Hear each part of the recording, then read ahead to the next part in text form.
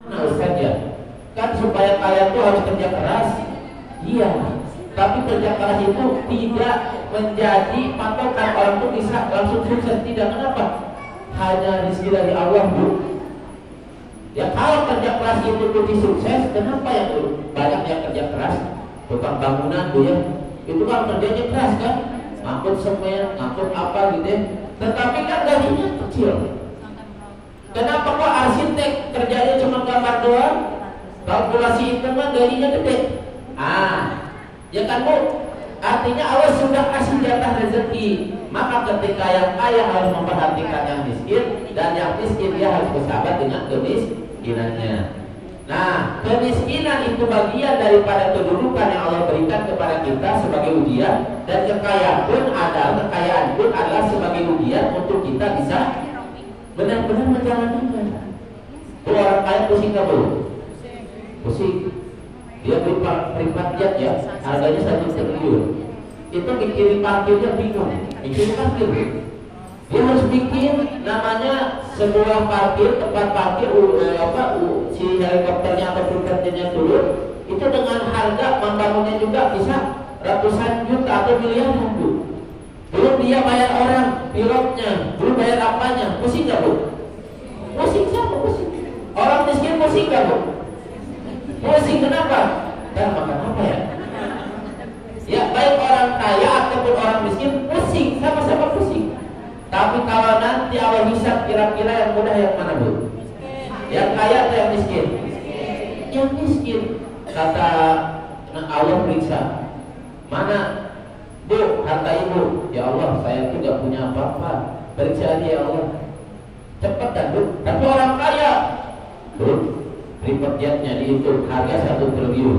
Duitnya dari mana 1 triliun? Oh hasil dari hasil liar biasa saya cek. Tetapi ketika kita kondisi kekurangan, kalau sabar dengan kekurangan itu, maka itu akan membuat kita cepat dihisab. Nah jadi mau bagi orang mukmin, mau kaya mau miskin bahagia dia. Bu, orang mukmin itu mau kaya mau miskin dia akan bahagia. Kenapa bahagia? Karena dunia ini sementara. Ustaz enak aja ngomong gitu, saya nggak ada beras stres Ustaz. Kalau nggak ada beras mobil saya juga stres Bu. Apalagi istri udah ngomel kan, barang beras garong gitu kan, itu paling pusing suami dengan isi ngomel. Nah, tetapi kepusingan itu Allah akan hilangkan dengan Allah kasih rezeki. Ya kan ibu-ibu mah dikasih berapapun kurang, gitu nggak Bu? Bu saya tanya ibu dikasih berapapun kurang nggak? Kurang. Karena ibu seorang wanita catatannya hanya Allah perintahkan apa Bu? Mulutnya untuk mudah bersyukur. Itu wanita tantangannya Bu. Yang kedua taat sama suami. Ya, yang ketiga sholat di waktu dijaga. Yang keempat puasa yang sebulan ini dijaga jangan sampai bocor kecuali kehalangan. Tapi kalau suami untuk ke surga banyak Bu. Dia harus ngurusin istrinya, ngurusin anaknya, dia harus ngurusin aktif di masyarakat.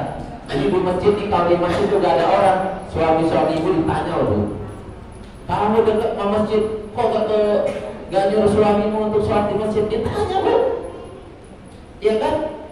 Ibu akan ditanya nanti, tapi ibu gak bertanggung jawab. Kenapa? Karena suami itu punya otoritatif, dia akan dimintai pertanggungjawaban bagi istrinya, bagi anak-anaknya. Tapi itu ketika suami berbuat dosa, dimintai pertanggungjawaban enggak? Enggak Bu. Jadi enak wanita itu. Nah tinggal gimana? Wanita hanya Allah perintahkan untuk mensyukuri suaminya. Jadi kalau suami bawa uang 50.000 dapat, alhamdulillah bisa masak 3 hari. Bu, serius Bu. Ya. Kalau suami bawa 50.000, ibu dapat alhamdulillah masakin sayur sop janda, ya sop Jakarta sudah. Itu saya sering kadang sama Bu. Itu suaminya masih seneng gak Bu? Seneng. Pagi-pagi udah disiapin teh hangat, suaminya seneng. Suami kalau udah seneng Bu, dia akan melupakan kesulitannya. Dia di kerjaan dimarahin bos, diomelin bos, dia tahan. Tapi kalau diomelin istri dia nggak tahan. Istri mah cuma apa? Mas luar biasa, makasih ya. Itu suami dengan kata-kata itu indah bu. Dia kalau harus ngeluarin 5 juta, dia keluar 5 juta semuanya. Kenapa? Karena bagi suami ungkapan istri yang paling simpel pun itu adalah menu paling enak. Serius bu, dengar enak didengar oleh suami. Yang kedua, suami itu ingin dimanjakan matanya. Dengan cara apa Ustaz? Dengan cara ibu tersenyum. Misalkan ibu ya, yang di sini ada suaminya, ibu dandangan pakai daster gitu ya, banyak sekali tepungnya gitu ya. Terus misalkan keringetan, bercucuran, suami datang, ibu senyum, udah cukup bu. Wah sehat. Itu suami itu kerjaan berat pun senang ngelihat istrinya senyum. Tetapi ketika ibu marah-marah, ngomel-ngomel, biasanya pusing siapa bu? Pertama suaminya, yang kedua anaknya. Kalau punya cucu-cucunya juga kan pusing. Nenek saya marah mudah gitu ya. Nah maka dari itu ibu, terhadap yang 4 tadi itu Allah udah tentuin bu. Yang kaya dikasih ilmu, Allah udah tentuin siapanya. Yang dikasih ilmu gak dikasih harta, Allah udah tentuin siapanya. Yang tadi dikasih harta gak dikasih ilmu, ditentuin bu. Contohnya siapa? Korun. Korun itu dulunya susah, terus di doakan Nabi Musa dia langsung kaya. Tapi dia golongan yang ketiga, kenapa? Punya harta, gak punya iman. Tapi ada yang miskin tuh, udah miskin, gak kaya, tersesat lagi. Ada. Nah maka ibu-ibu, bapak-bapak sekalian, hari ini kita hadir itu, bagaimana kita harus mensyukuri keadaan kita hari ini. Kira-kira apa yang paling berat kita rasakan bu? Yang paling berat kita rasakan adalah kita mengimani qada dan qadar. Nah bu, iman kepada qada qadar itu wajib gak? Wajib gak bu? Pak wajib gak pak? Wajib loh. Ibu dapat suami kaya ini, syukuri, itu qada qadar. Bapak dapat istri kayak gini, syukuri. Jangan diomelin istrinya. Dasar rumah gitu ya. Udah hitam ireng lagi. Kan hitam sama ireng sama. Istrinya juga gitu ke suaminya. Ustaz, suami saya mah udah peot. Astagfirullahaladzim. Nah, jadi para ibu, para bapak yang dirahmati Allah Subhanahu wa taala, di momentum Ramadan ini bagaimana Allah perintahkan kepada kita untuk iman kepada qada dan qadar. Bu, kira-kira hari ini ibu yang suami udah mendahului ibu ya, kira-kira rezeki ditanggung suami atau ditanggung Allah? Bu, saya tanya, suami ibu yang udah gak ada ya, yang udah duluan, atau misalkan ibu pisah, misal ya, kira-kira yang ngejamin rezeki itu Allah atau suami ibu? Allah atau suami ibu? Yang suaminya masih ada, kira-kira rezekinya itu ditanggung Allah atau suami ibu? Kalau rezeki ditanggung Allah, lalu kenapa kalau nggak ada duit ngomongnya ke suami? Nah, ini suami nih, Pak, tahu nggak qada qadar itu adalah rukun iman? Tahu ya Pak ya? Kalau bapak dikasih rezeki istri, bapak yang hari ini, bapak-bapak ngomel gara-gara istri hanya main senam, lupa masak. Sampai-sampai kompor gasnya dibawa, kompor sama gasnya dibawa, ibu-ibunya lagi senam, dibanting di depan ibunya. Yo, saya habis dari sawah, nyapu, capek, kamu malah senam, gak ada nasi. Coba Pak, itu kira-kira iman kepada qada qadar enggak? Pak, enggak Pak, hati-hati loh. Ketika istri lagi pengen healing, dia gak minta harus ke puncak, dia gak minta harus ke depan, dia gak minta harus ke dia. Yang dia pingin, Ustaz sama pingin senam aja. Di mana? Yaitu di mana namanya? Di Kepik gitu ya. Ada senam biasanya sama ibu-ibu itu ya, PKK ya, senam. Itu kan buat healing. Bapaknya marah gara-gara dari masakin nasi. Nah harusnya apa responsif bapak? Sabar. Gak ada nasi di rumah, istri saya capek. Udah dah, saya mau masak sendiri aja, bikin kopi sendiri aja. Kenapa? Pak, ketika bapak mengurus mengurusi diri sendiri dan mandiri dan cenderung memberikan kepada istri perhatian, itu pahalanya lebih gede. Karena Nabi saat Rasulullah itu udah menang menaklukkan kota Mekah, Bu, kota Mekah ditaklukkan, kota Mekah. Itu pulang ke Madinah, Ibunda Aisyah ditanya, ya Aisyah, istriku, adakah makanan di rumah yang tadi aku bawa? Kata Aisyah, ya Rasul, udah disedekahin ke tetangga. Kata Nabi, alhamdulillah, itulah yang kekal. Ketika Anda memberikan sedekah kepada tetangga, maka itu yang akan jadi bekal. Rasul bicaranya apa? Kalau gitu saya puasa aja. Pak, Nabi ngasih contoh itu bukan emosi banting benikung. Jangan. Kenapa? Kalau seorang suami itu dia punya problem, itu ketika kekurangan hak. Misalkan di perusahaan dia diberikan haknya, emosi kan? Itu suami. Tapi kalau perempuan memiliki problem itu misteri. Dia berpikir untuk masa depan anak-anaknya. Dia berpikir untuk masa depan hidupnya. Makanya seorang istri mempunyai rumah selalu berkata, "Di kapan punya rumah? Ayah kapan punya rumah?" Itu bukan karena dia mikirin sendiri, bukan. Dia mikirin gimana anaknya nanti. Dia mikirin gimana masa depannya nanti. Bahkan hal-hal paling kecil. Coba ibu saya tanya, kalau spray di rumah di kasur ya, dipasang spray, yang shot dikit aja Bu, kira-kira ibu gimana? Dirapiin kan? Itu urusan cuman apa Pak? Cuman spray. Itu kan kecil kan ya? Bagi suami kecil kan? Ntar aja cuma, ya kan? Yang kedua, kalau anak suami itu main lempar aja di kasur, yang ngomel siapa? Istri. Jadi namanya perempuan ketika ada problem itu misteri Bu. Sesuatu hal yang dia pikirkan itu panjang dan lebar. Tapi kalau suami ketika kekurangan hak, apa? Si Abu dikasih saya enggak, itu suami. Tapi perempuan itu misteri, hal gitu ya. Makanya ada satu kisah seorang menteri di India, dia muslim. Jadi dia itu pulang kerja Bu, capek. Istrinya itu masak roti. Namanya masak roti, megang anak, ya sambil nyetrika, sambil ngepel, sambil bersihin itu rambut di atas, otomatis rotinya itu gosong Bu.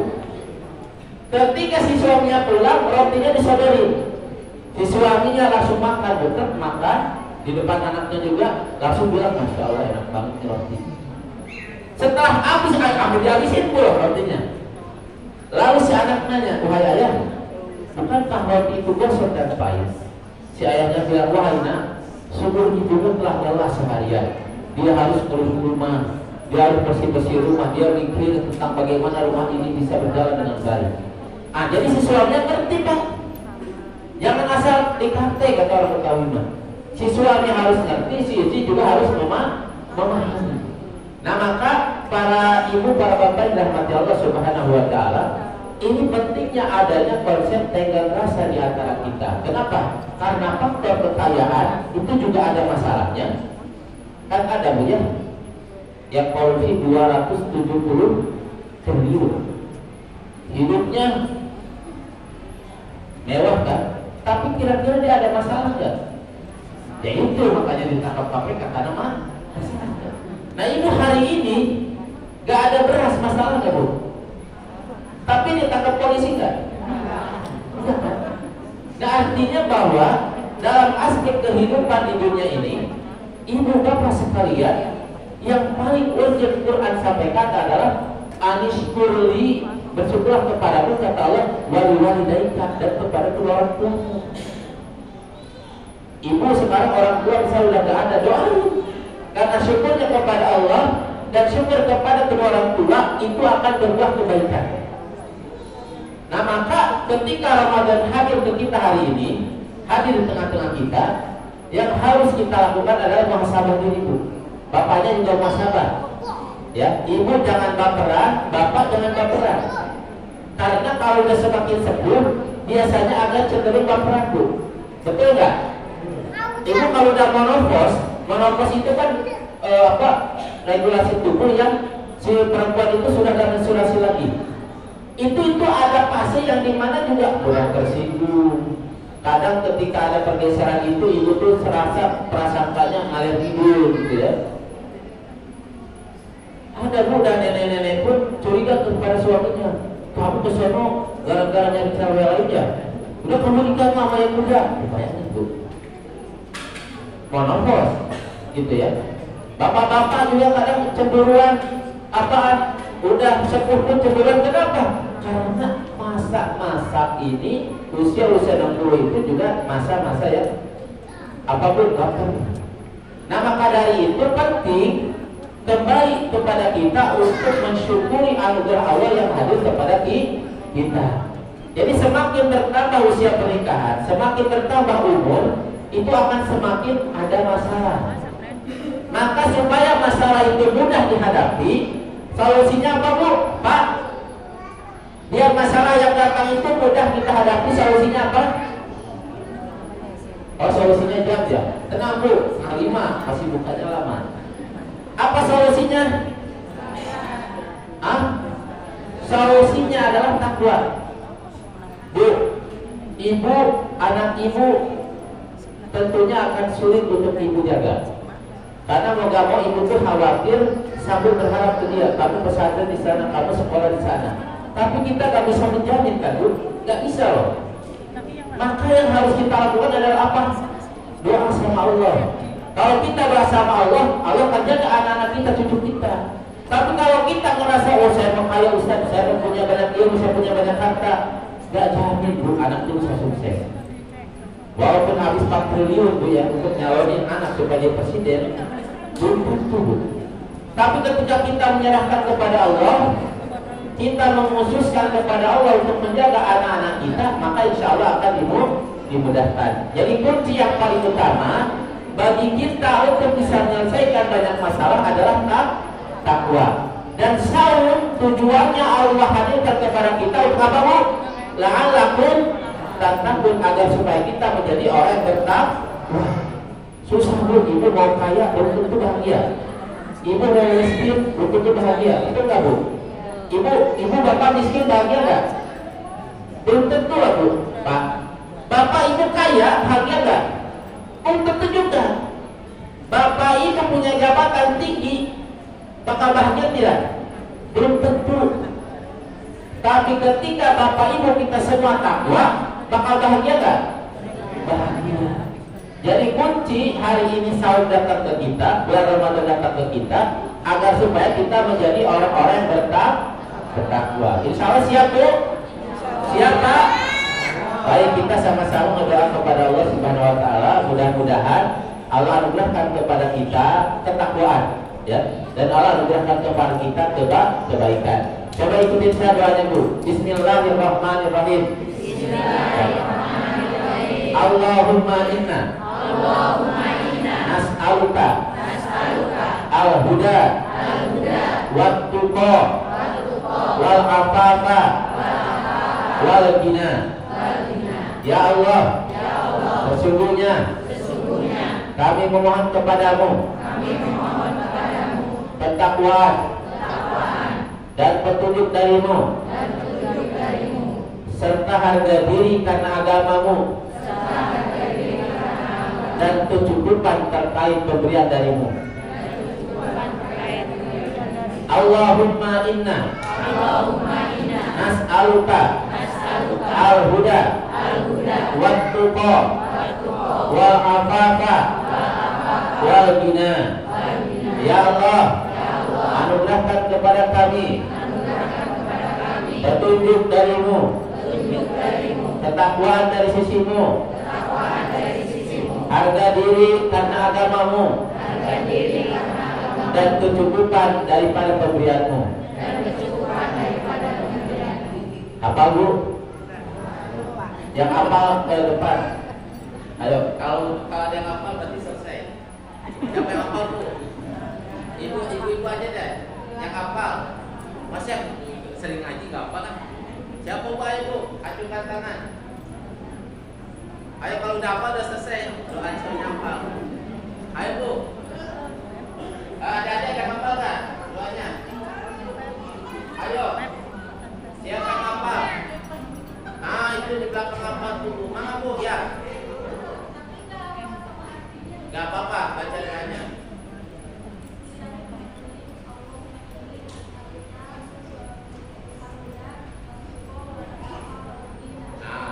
Satu. Yang lain, ada yang berani lagi nggak?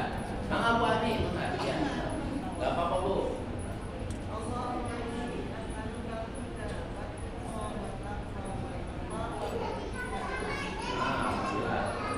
Ada yang lain? Baru dua nih. Bang Abu.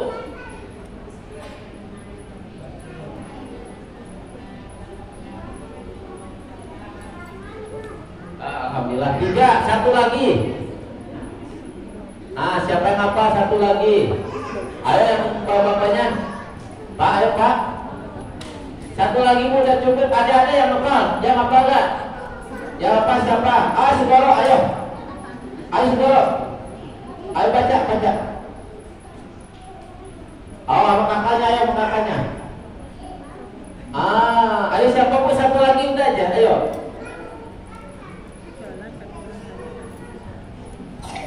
Ayo ibu, tuh ibu itu apa? Ayo Bu. Sana ayo Pak Cik, ayo kan. Nunjuk ya. Baik, ya cukup ya. Berarti doanya kok Allahumma inna nas'alukal huda wat tuqa wal afafa wal ghina. Amin.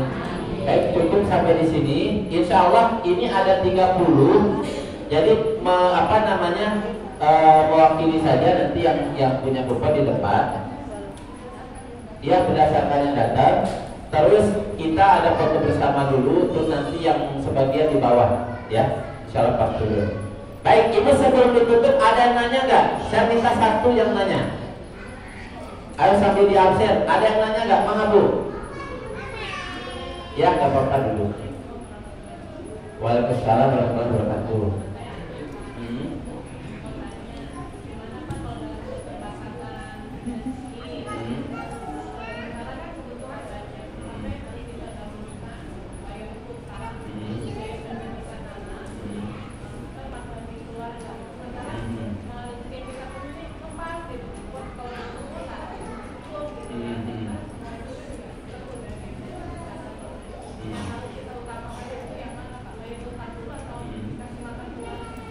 Nah, ini pertanyaan keseharian, ya. Itu buat saya juga Bu ya, buat kita semua. Jadi ketika kita punya rezeki terbatas, ada hutang, ada bayar pendidikan, ada buat kebutuhan di rumah. Mana yang didahulukan? Pertama, pastikan hutang jangan ke rentenir, jangan ke pinjol, stres Bu. Kalau hutang ke pinjol stres, nggak bisa dikali. Kalau minjam ke lembaga atau minjam ke perseorangan, kita masih bisa bicara dan tidak ada bunganya. Maka bagaimana kita pun bisa mencicil secara per bulan dengan cara yang kita mampu, misalkan 10% dari penghasilan kita. Kalau kita hutang 1 juta, dicicil aja sebulan 100. Sehingga dari hutang bisa kebayar. Untuk pendidikan juga kita cari, pastikan pendidikan itu disesuaikan dengan kemampuan kita Bu. Kan sekolah-sekolah itu banyak. Ada yang memang kelas menengah Bu ya. Kalau dia negeri kan pembayarannya lebih sedikit. Yang penting ketika anak sekolah di sekolah negeri harus dibentengi dengan agama di mana? Masukin TPA, masukin rumah Quran, supaya berimbang antara ilmu umum dan ilmu agama. Adapun kebutuhan sehari-hari, ibu harus tahu manajemen. Caranya dengan cara apa? Ketika berbelanja sayur, cari yang sayur itu lebih murah, tapi juga bergizi. Dan yang berikutnya yang paling utama, ibu bapak harus benar-benar punya mental siap untuk berjuang. Khususnya apa? Menambah income. Dengan cara apa? Dengan cara kita berusaha secara terus-menerus, ya. Walaupun tentunya hasilnya itu akan berbeda. Tetapi ketika kita berusaha, insya Allah Allah kasih solusi. Dan jangan berhenti berharap. Bu, ibu jangan berhenti berharap ngedoain anak saya kuliah S3 sampai ke Mesir, sampai ke Saudi, sampai ke Eropa. Jangan pernah berhenti itu. Kenapa? Boleh jadi ketika kita susah, anak kita bisa sampai kuliah ke Jepang S3, anak kita bisa kuliah di Eropa apa S3. Dia bisa akhirnya kerjanya lebih baik dan dia lebih mudah mencari pendapatan. Itu harus kenapa? Karena banyak orang-orang yang dapat beasiswa sampai ke luar negeri, ibunya dalam kondisi susah. Saya di kampus ada istri saya dosen namanya dosen Ahmad Ali, ya Ahmad Ali. Beliau dapat doktor Bu, sampai ke Al-Azhar. Ibunya nggak ngasih uang sepeser pun. Setelah lulus pesantren, berangkatlah. Ibu ngirim doa buat kamu, mudah-mudahan kamu dimudahkan kuliah di Al-Azhar sampai S3. Selesai S3-nya Bu. Jadi dosen, jadi ustaz. Ibunya, bapaknya sangat bahagia. Jadi boleh jadi ibu sekarang harus muntah-muntah harus apa, tapi anak ibu jangan sampai berhenti pendidikan. Doain sampai dia bisa kuliah S3 ke luar negeri. Jangan tahun di Indonesia ya aku keluar negeri gitu Bu.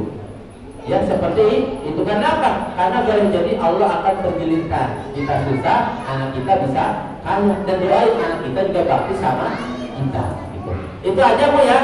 Mudah-mudahan Allah berkahi kita semua. Yang penting saya ketika ngisi di ibu-ibu jangan berhenti berharap. Doain anak cucunya. Boleh jadi ibu susah hari ini, anak dan cucu ibu akan berhasil di masa depan. Dengan cara apa? Titipkan kepada Allah supaya Allah memberikan kemudahan. Itu saja Ibu dari saya. Mudah-mudahan Allah berkahi kita semua. Mudah-mudahan ibu yang hari ini sendiri, artinya ditinggal suami lebih dulu, suami diberikan banyak kebaikan di akhirat kelak, ya di akhiratnya, di alam kuburnya, dan ibu diberikan kekuatan untuk senantiasa mensupport anak-anak ibu, cucu-cucu ibu, serta juga untuk ibu-ibu bapak-bapak yang hari ini dalam kondisi sulit. Mudah-mudahan Allah mudahkan urusannya insya Allah, dan anak-anak kita atau cucu kita insya Allah Allah berikan banyak kebaikan. Jangan berhenti berharap, karena dari harapan itu Allah akan berikan banyak kebaikan. Terima kasih banyak. Wabillahi taufiq wal hidayah. Wassalamualaikum warahmatullahi wabarakatuh.